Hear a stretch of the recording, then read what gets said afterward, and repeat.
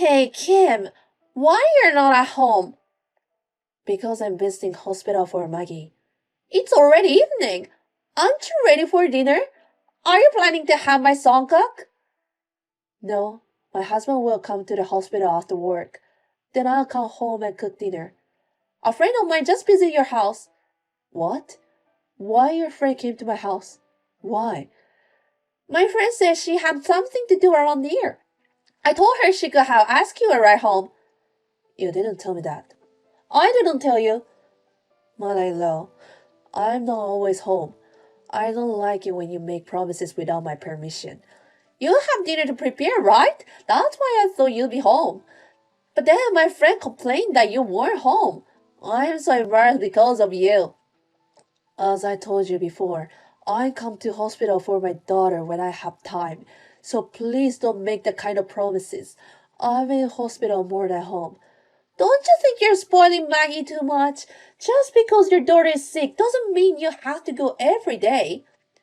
She's still a little girl, and we don't know when her condition will change. Please don't say that. She's sick from the start, so don't worry about it. The doctors say she doesn't have long to live. So you don't want me to take care of her? That's not what I meant. She doesn't have to be a center of your life, do you? I wish you'd pay a little more attention to me. You have a car, but you only use it to go hospital. Why don't you take me on a spa trip once in a while?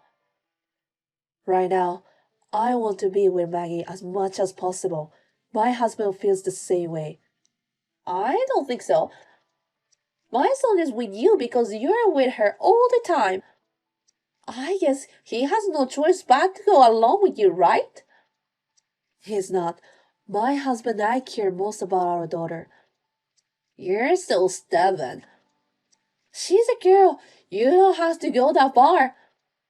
Gender has nothing to do with it. Yes, it does. If it's a boy, he's going to be the heir. I'm hoping to have a male grandchild soon. I'm sorry, but I can't think about that right now. Now, if you excuse me, I have to support Maggie's meal. Hey, I'm not done yet. I want to go to an outlet mall with my friends next time. Please take us there. You couldn't do it today, so why not? As I told you, I can't do it. Please take the bus or train. I'm not going to leave her now. Hey, listen to me. Next time a singer or support is coming to the next town. She's going to give a concert at a commercial facility. Will you take me there? Mother-in-law, my husband told you about Maggie's condition, didn't he? Yes, she's in a critical condition, right? Then how can you ask me to do such a thing? It doesn't matter. It's next week. I'm not asking you to take me there right now. Even so, I don't think this is the right time to say it. Then when should I tell you? You've been told many times in the past that Maggie was in danger. She'll be okay in a couple of days anyway. Right now, we don't know if she can make it or not. That's enough. What? Why should I get accused? Because this is not a time to talk about it. My husband and I have been staying at the hospital for the past few days. I don't know anything about that. It's none of my business. She's your grandson too. A grandchild who's been in the hospital all this time. I haven't seen her at all. I've even forgotten what she looks like. Honestly, this is no different than if she wasn't exist. I see. So, you will take me there, right? My neighbor, Mrs. Lee, wants to go with us.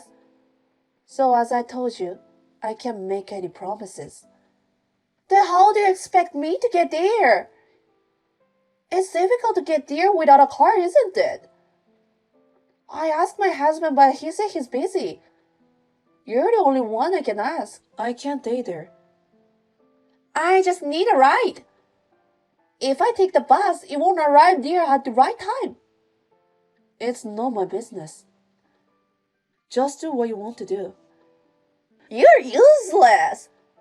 What's a daughter-in-law for? Before I'm your daughter-in-law, I'm her mother of my child. If my husband had suffered from the illness when he was little, wouldn't you have wanted to be there for him? Of course I would. A son is the most important here. But if he was a girl, I wouldn't have cared. That's enough. I have nothing to say to you, mother-in-law. Don't even contact me again. Hey, can't you take me there? Why don't you figure it out by yourself? It's cheeky for a wife to resist your mother-in-law. First of all, it's your fault for having a sickly baby. It's your fault and don't drag me into it too. Hey, are you listening to me? Answer me! Kim, my husband told me about her. I'm sorry to hear about Maggie. Thank you. Don't be so depressed. You can have another baby. See, next time. What? What? You're going to give up on having kids? You haven't had a boy yet.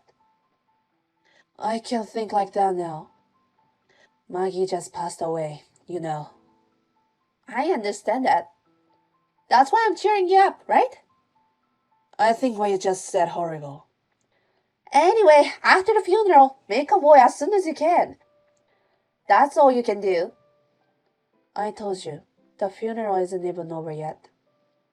That's why I said make it after the funeral. I didn't say now. It's the same thing. I don't like it. Everyone's in a wake mood. It's so depressing. I'm not going to the funeral cremation. It's too much hassle and I don't want to go there anymore. I see. I understand how mother-in-law thinks. If you don't want to, you don't have to come to the funeral. It's been really hard these past few years because of Maggie. My husband and son are always talking about her. You were always with her and never listened to me at all. Nothing good happened at all. But now that Maggie is gone, now you listen to what I'm asking, right? Excuse me, I have to prepare for the wake. Wait a minute. What do you want? Do you realize that this is all your fault? This is all your fault for not having a healthy baby. Even I wanted to give birth to a healthy baby. I've said that to myself hundreds of times. Oh, you knew that? If you knew that, don't do that again, okay? Please make sure it's a healthy baby. Really? Really, how dare you to say such a thing? What? What's wrong? Did I say something bad? Please don't even think to attend the funeral.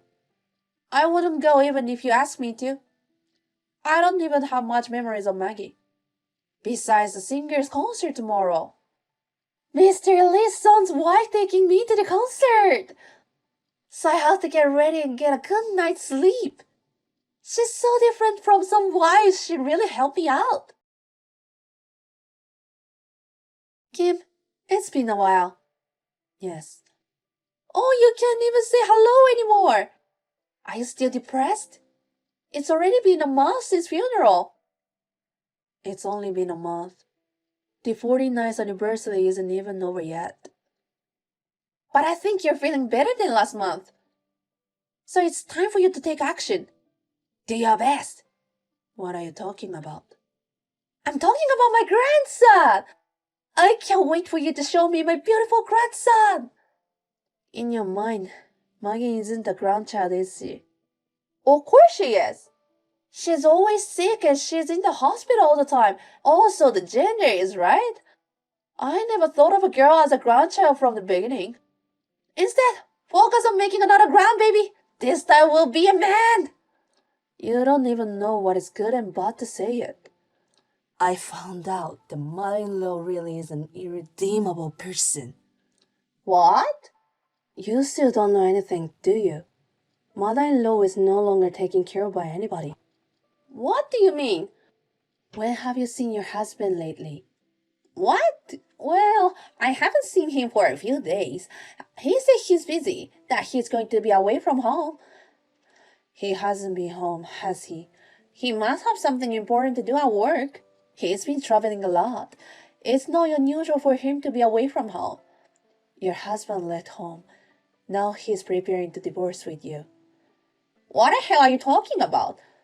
Don't say things like that. You don't make sense. It's true story.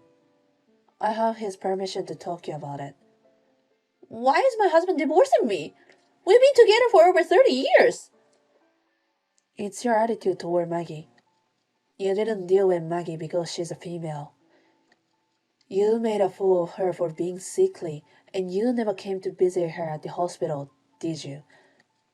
You didn't even attend the funeral because you thought it would be too much hassle. He just couldn't stand that attitude. Why do you have to get divorced over Maggie? It's her fault for being sickly, isn't it? He couldn't stand that kind of attitude. Your husband really cared about her. He warned you many times, didn't he? He wanted you to stop being so harsh to Maggie. You want me to love any grandchild for her unconditionally? If you don't like something, you can't help it. I am not saying that you should be unconditionally kind to her because she's your grandchild. But every time something happens, you point out that Maggie is sickly or weak. Even you made disparaging statements on more than one occasion. You're free to think what you want in your mind. But you don't have to speak any single word, do you? I'm just being honest with myself. I just said what was on my mind. What's wrong with that? I think you don't understand that. That's why you're getting divorced. Also, my husband and I will be cutting you out as well. Why is my son cutting me out too? Because he's Maggie's father. My husband and I and father-in-law love Maggie. None of us will understand your mother-in-law. Don't ever get involved with us again. Wait a minute. I can get my husband on the phone. If I call now, it won't even go to voicemail. He's blocking you. He will have his lawyer contact you when he's ready to divorce you. I thought my son hadn't been responding to me lately. Maybe I've been ignored for a long time?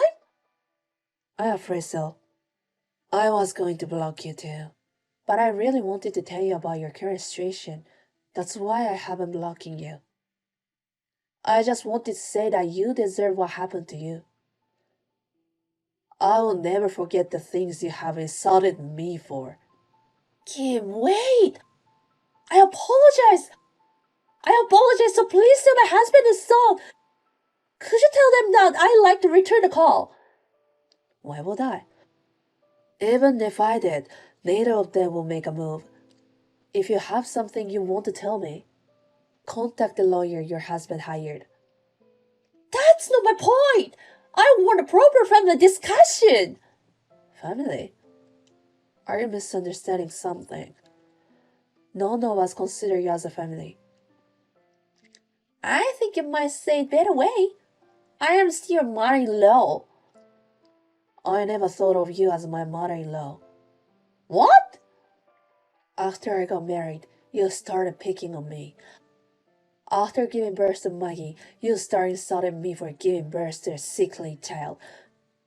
You know, you are the one who disrespects your grandchild. I can't even consider someone like that a stepmother. But it doesn't matter for now. You didn't recognize her as your grandchild either.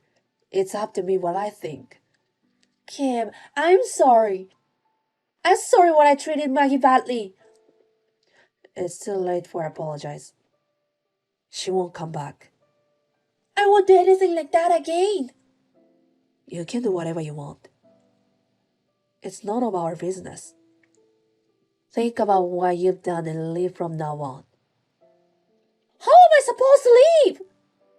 My husband says he's divorcing me too. My son has disowned me too. Kim, please, help me. I'll do anything. If you do anything, just forget about us. We will never help you. You're nothing to us. Then There was a discussion about my parents-in-law's divorce. My mother-in-law insisted I never wanted a divorce. In the end, it was a meditated divorce. However, she was always neglecting her housework and playing around. She was also verbally abusive to my father-in-law in a way that hurt him emotionally. In the end, it was decided that my mother-in-law had a problem. My father-in-law's claim was accepted, and we were able to get a divorce. Currently, my mother-in-law is living alone in the house. I heard that she's looking for a job while living alone in the house she received as a part of the property division. Also, my husband had put in a good word with relatives and acquaintances of my mother-in-law. My mother-in-law's terrible attitude soon became a rumor. My mother-in-law's terrible attitude soon became known and no one would take her seriously. My mother-in-law has lost all their family. I don't know how she will live in the future, but it is none of our business. We will not help her in any way, no matter how much trouble she may be in the future. My husband and I moved out of the house as soon as our daughter passed away, and my father-in-law has moved to the same neighborhood. I will never forget the sadness of my daughter's death. But it is not only sadness, but we also have happy memories of our daughter. I hope that we can move forward, even if it is little by little. I want to live my life to the extent that my daughter in heaven will not be worried. Together with my family, who has also borne the grief, I will do my best to get over it.